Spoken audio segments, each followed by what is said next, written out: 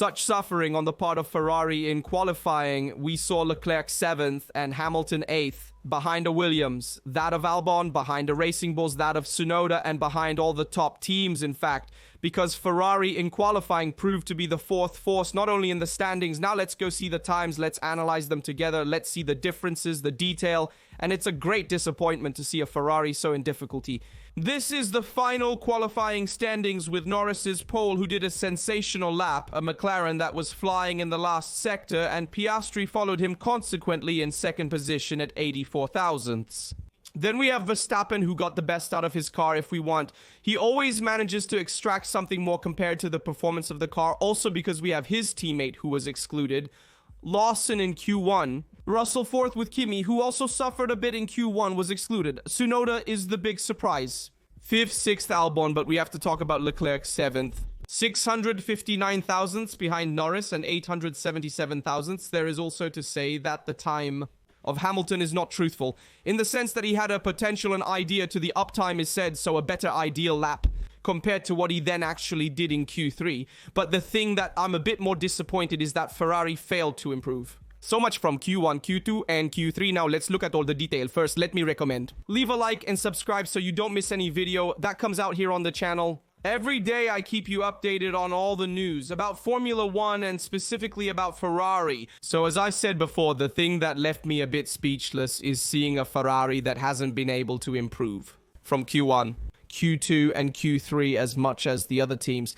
But now I'll show you the difference between each team, how it has improved in the different sessions, because it's interesting to see how McLaren has gone from Q1 to Q2. It has improved by almost 5 tenths, and from Q2 to Q3 by 3 tenths. So we make a total, considering the 2 session changes, of 8 tenths. Red Bull 4 tenths from Q1 to Q2, and then instead to Q2 and Q3 of 84 thousandths, so a total of half a second. Mercedes 173 thousandths between Q1 and Q2 and 252 thousandths. From Q2 to Q3, so a total of 4 tenths. And Ferrari instead is only more than 2.5 tenths, make 274 thousandths from Q1 to Q2, and then only 72 thousandths from Q2 to Q3. So it's the team that among the top teams is the team that has improved the least from one session to another. And this is because it was not able to make the most of each lap. The car was a bit more difficult to drive. We saw a marked understeer, especially in the third sector. And we also saw a mistake by Hamilton there, which we will look at later. But the thing that demoralized me a bit, if we want, it's more the statements that Leclerc made afterwards. That we saw after qualifying, we saw a somewhat more disconsolate Leclerc than usual, and we therefore saw the true face of Ferrari in these qualifiers, which was that we saw a Ferrari that had a lot of aerodynamic load, because its car, now we are going to see it together, was the most loaded car, if we want, of the grid, because McLaren was not so loaded, it was quite unloaded. Red Bull was the most unloaded car of all, we will also see it later with the times, and Mercedes was also not so loaded. In fact, if we also see the difference in terms of load between McLaren and Ferrari, we see the Bing wing of McLaren is this, which is very unloaded, while the Bing wing of Ferrari is this one, which is much more loaded. You see that Ferrari has also prepared for tomorrow's race, which will be in the rain, and so be careful that it will be a wet race. There will be totally different times. So Ferrari has prepared for this by putting a rain BMW. This is definitely a positive sign, because we will see a stronger Ferrari in the race compared to what we saw in qualifying. However, the fact that he couldn't go so fast in the last sector to lose so much from McLaren despite having a car more loaded at the rear on the BMW and on the rear wing makes us reflect, because it means that McLaren can still go strong to generate aerodynamic load despite using a medium load specification. If you want, I can also show you the difference that Norris has also tried a more loaded specification at home. McLaren have tried a more loaded and more unloaded specification. Then they chose the slightly more unloaded one, because the more loaded one gave them more aerodynamic resistance, and therefore for them it was useless. At this point, it is better to have a more unloaded specification to go faster in the straights. They simultaneously generated equal aerodynamic load in the final sector. Let's proceed. See the times again so I show you in detail. Telemetry shows Norris's time at 84 thousandths, followed by Piastri at 385 thousandths. Verstappen 450 thousandths, then Russell, Tsunoda, Albon, even 2 satellite teams. If we want 2 teams that are not among the top teams, and they managed to stay ahead of Ferrari, and then Leclerc and Hamilton behind. We also see the ideal lap of all the drivers, to also see the difference on which driver could improve the most, which driver could improve the least, because this graphic is very interesting. And it really shows us the difference between all the teams. I put Norris first, second, square aside. They did an almost perfect lap in the end. By the way, I remember that they did their lap in Q3, they did it on the second attempt because they both messed up the first attempt. They both made several mistakes, and so they had more pressure to bring home the result, and in one attempt, they still managed to make a sensational time and give many tenths to their opponents, more than 3 tenths to Verstappen, who was their pursuer. However, in the idea at the uptime, we see that Russell had the potential to be ahead of Verstappen, Hamilton had the potential to be in fifth position ahead of Tsunoda. Look how much margin Hamilton had. He had 4 tenths more than 4 tenths. He could go from 8th position to 5th with his ideal complete lap. Complete. Leclerc, on the other hand, was not able to extract the maximum potential. You see that there was a difference of 80 thousandths, so not much. Tsunoda was able to extract the maximum potential from his single-seater. Verstappen also managed to extract almost the maximum potential from the single-seater with a difference of 90 thousandths between his ideal lap and the actual lap he then did in Q3. So it leaves a bit of a sour taste for Hamilton, who we also saw in the press conference, in the interviews after qualifying, was a bit bitter about the performance. He also made a joke with Sainz. But Sainz and Williams' seat is still free because I could go. But he knows that there is a lot of work to be done in this Ferrari. We all know that this qualification does not ideally reflect the value of Ferrari to date, because we know the value of Ferrari is higher, there is more potential to extract. Pity, though, to start with such a difficult qualification also, because we thought Ferrari could do something better. I warned you all that Ferrari could perform well in qualifying. Instead, they disappointed us a bit. This is the reality of the situation. But in my opinion, it was more not being able to put together all the sectors and not being able to extract the maximum potential of the car more than the intrinsic difficulties of the single-seater. The single-seater is very good and has shown its strength in various sections. I believe it still has more potential than Red Bull and Mercedes, but we need to optimize everything. Here, it's a new car, and let's say that in Ferrari, they still need to know it 100% if we want, but I think that therefore it will take a little time to see Ferrari at the limit. Strong, it struggled a lot in the last sector, right, in these stretches here that we see in the image, because it couldn't turn. Both Leclerc and Hamilton reported a strong understeer that, among other things, in the FP3 it was verified a bit too much oversteer, having increased the incidence on the front wing, therefore increasing, let's say, the aerodynamic load generated on the front axle. You go to rotate the car even more, but you feel less the rear, so it's car a bit more unbalanced on the front. So they have shifted the balance towards the rear axle, and we saw a single-seater a bit more difficult to drive in qualifying, that you couldn't get it to turn in the last sector, especially in turn 11. In the penultimate turn, we see Leclerc and Hamilton. It's a shame. Leclerc seems to have some driving difficulties. Hamilton made a small mistake and spun around. Let's go see it together. And then we also go to see the telemetry, because the telemetry gives us many answers about the behavior of the Ferrari and where it struggled a bit more. If we want the Ferrari in these qualifiers, here is Hamilton, the replay that we are going to see here. We are in turn 11, and I want to go and show frame by frame. Let's see a moment that here he already arrives a bit wide at the apex. If you see Hamilton, and then he loses the rear, so he has this oversteer effect on exit, but that is given by an understeer on entry and progress. He can't get to the apex, so you need more steering angle going towards the exit of the turn, and you lose the rear, and that's what happened to Hamilton. You have the correction then on the curb, and he loses the rear. Hamilton was also lucky because he didn't hit the wall, but he simply did this spin and he still stayed on track. He didn't even go off track. He didn't even hit the gravel. So he didn't even damage the bottom, if we want. And it went really well. And among other things, other drivers have passed through that point. They could not improve. It was Q2 at that time, so Hamilton managed to qualify. But a mistake that shows us a Ferrari that is difficult to drive. Too understeering. Basically, this is the main problem with the SF25 today. It's strange to see it understeering so much, especially in qualifying conditions with more grip. When it is car also lighter, so it tends to rotate more easily. Now let's examine the telemetry, as there are a few points to make. Then we'll conclude by analyzing the qualifications, including Oson, Antonelli, and the other drivers. But first, let's look at the differences on the telemetry, which are very interesting. And let's look at the difference between Norris and Leclerc, first on the dry lap. So 1.15.0 of Norris, 1.15.7 of Leclerc. A huge difference. And we see that most of the gap comes from the last sector. Look, it's right in the last corners how much Leclerc loses compared to Norris.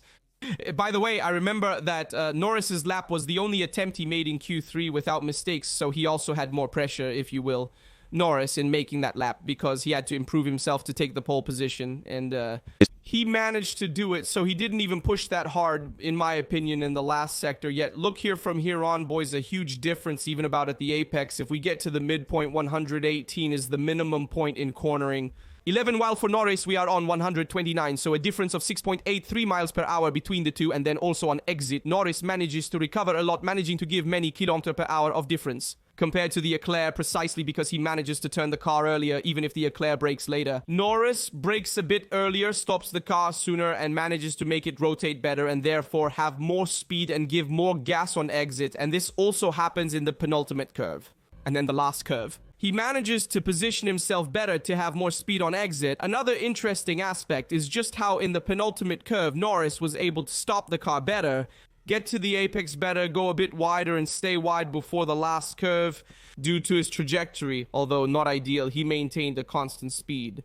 Leclerc was able to take that trajectory because the car had so much grip that it allowed him to do so, that trajectory. So he could take that trajectory without losing. And then, if we look at the rest of the circuit, the rest of the track layout, we see the differences are not so abyssal. Of course, Leclerc loses for most of the curves where there is a minimum speed. However, in the fast curves, the difference is not so wide if we want to, until the beginning of the last sector, a difference. The final sector shows a 0.6 second gap, the largest of the three sectors, making it Ferrari's most critical sector currently. It's certain that even in the other sectors, Ferrari loses something to McLaren.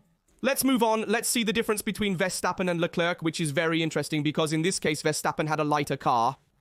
We see this especially in the top speed in the second sector where Verstappen reaches a higher top speed than Leclerc. While the difference between Norris and Leclerc was, let's say, almost minimal in terms of top speed. Even though we said that Norris, like Leclerc, was less loaded, while Leclerc is more loaded, in this case we have that Verstappen manages to reach higher top speeds, while the speed at the center of the curve is almost identical, equal. It doesn't make much difference. However, the point is that Verstappen, being able to stretch out on the straights, manages to make the difference then on Leclerc and on the dry lap, so this is the main difference between the two. Russell and Leclerc's lap times differ. 1:15.5 for Russell, 1:15.7 for Leclerc. Let's say Russell does it mainly in the slightly faster curves. Even in the stretches, you see that Russell manages to make more or less the difference. But in the last curve there too, Mercedes manages to have the tire more ready and make the difference then on Ferrari, because in the rest of the lap, more or less, the differences were similar between Mercedes and Ferrari. Then at the last curve, Russell made the difference on Leclerc in this case. Let's compare Leclerc and Hamilton's dry lap performance. It's fascinating to see their different approaches in tire preparation and exploitation throughout the lap. If we look at Hamilton, he is a bit more conservative in the first part. However, he manages to keep up with Leclerc's pace, but he loses in curves 6, 7, 8 Hamilton. And so Leclerc gains on this straight. So here is the real point of difference. First point of difference between Leclerc and Hamilton. Then moving forward in the last sector, almost Hamilton also recovers on Leclerc. So apart from this point here where Hamilton is a bit slower, but you see that in the last curve, Hamilton manages to recover on Leclerc. So these are points where they go a bit more in favor of Leclerc, others that go more in favor of Hamilton. The key difference between Leclerc and Norris's qualifying laps is evident in their times. Leclerc's Q1, Q3 laps were 1.16.0, 1.15.8, and 1.15.7, while 1.15.9, 1.15.4, and 1.15.0. However, the real difference is seen in turn 1, where 3.72 miles, H advantage at the point of central point of the curve, so the chord point, while Norris at the center of the curve. Look at the difference it makes in the last attempt. In Q3, almost 12.4 miles, the difference compared to his first attempt in Q1, so he manages to bring a lot of speed on entry, a lot of speed in progress. And here you can see that he manages to improve. Then for the whole lap, Norris improves at every point of the track. Compared from Q1 to Q3, a sign that the track was evolving. It was getting more and more rubberized, and he managed to improve from session to session. On the contrary, the real limit of Ferrari is that it did not improve from Q1 to Q3. That is, it improved very little.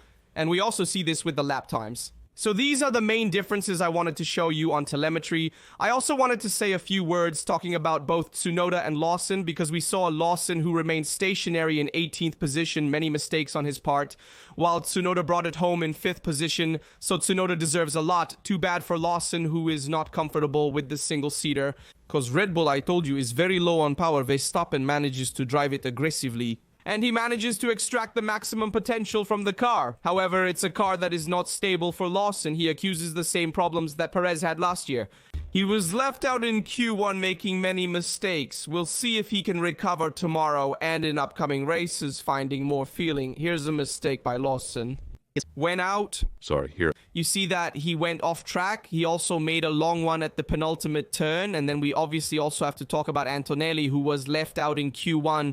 A pity for Kimi because he made those first attempts with yellow rubber and then he went on track with red rubber. A bit too late. He didn't manage to improve. Then we also saw that he lost about 3/10 in the straight line after turn 6, 7, 8 in that stretch. There he lost 3/10 because he was touching the bottom too much with the asphalt. It generated sparks, so it also generated some resistance if we want to the advancement, and a pity for Kimi because I thought he could do a little more. Among other things, his expectations were much higher, maybe getting there to play the top 6 with the opponents, being there in the fight with Russell in 4th position. Instead, he was left out in Kuno in 16th position with, among other things, Bortoleto, who made a great qualify and took his place if we want in Kuno. And so this is the starting grid of tomorrow's race with a first row all McLaren, then Verstappen, Russell, Tsunoda, Albon, Leclerc, Hamilton, and so on. Everyone, the others, we will see a bit the comeback of Antonelli. We will see if it will be a comeback also of Lawson. We have also seen other problems of Berman then in the qualifications, accused gear problems. And another thing I want to emphasize, obviously also Albon 6th. I said it at the beginning, but so much deserves a Williams who put 6th Albon and 10th Sainz. So a much improved Williams compared to last year, already in the top 10 in the first qualifications of the year. A lot for them. Jarvo also had a great qualifying result, finishing in 11th position. It's true, he's not at Tsunoda's level, but he's already convinced me at the start of this championship. I want to make my prediction for tomorrow. There's a race on the wet, so be careful. Yes, Verstappen is a lighter car, so Red Bull in theory should struggle more, but Verstappen, we know that on the wet, he's really strong, so we might see a strong Red Bull with Verstappen. Let's see if Ferrari has got the setup of the single-seater right for these conditions, but I expect a Ferrari that at least aims for the top 5, guys. We have to aim for the top 5 in tomorrow's race. If we can also make the podium with a driver, that's a lot, but at least top 5 for Ferrari. Ferrari, be careful with McLaren, which seems to be the best at this moment. Both in race pace and in qualifying, we've seen it, and so they could also bring home a 1-2 finish. So this is not a given for tomorrow. Let's see, I want to show you an image, the last one then, that's it. I want to say, let's stay positive about Ferrari, guys. Let's not be too skeptical. In the sense that, yes, these qualifications were not convincing. We also saw, I want to show you this very disappointed expression of Hamilton. After the qualifications, that reminded me of the same one of Alonso. This one, now I'll show it to you, that we had seen a few years ago. Unfortunately, it was a disappointing qualification for Ferrari. But we have to think that it's a completely new car. It takes a little time to understand it, of work, of fine-tuning to elaborate the setup. And so nothing is lost. It's just the first race, so let's not get ahead of ourselves. Calm down. The qualifications didn't sound good, but I want to take it a bit philosophically because even Hamilton, we saw him more smiling in the post-qualifying interviews. And I want to end this video with Hamilton's smile, which is also contagious and therefore tell you to calm down. We should not be too euphoric about Ferrari's performance. We should not be too disappointed about Ferrari's performance. We have to take it step by step and try to get the most out of the single-seater. This is the most important thing. The most disappointing thing today, if we want, is that Ferrari was not able to bring home the maximum result in qualification, objectively. Ferrari could have finished in the top 5 today rather than just 7th and 8th, in my opinion. That's more of the sore point. Ferrari isn't on par with the others yet, but in my opinion, they will get there. Over time, a new car will come to be understood. So let's give it some time. Let's also let Ferrari work at home, and you'll see that we'll also achieve some good results this season. Share your prediction for tomorrow's race and your thoughts on the qualifications in the comments. As always, please like and subscribe. Turn on notifications so you don't miss any video that comes out here on the channel. Every day I keep you updated on all the news about Formula 1 and Ferrari. I leave you other related videos here from Rastro. It's all. See you in the next video.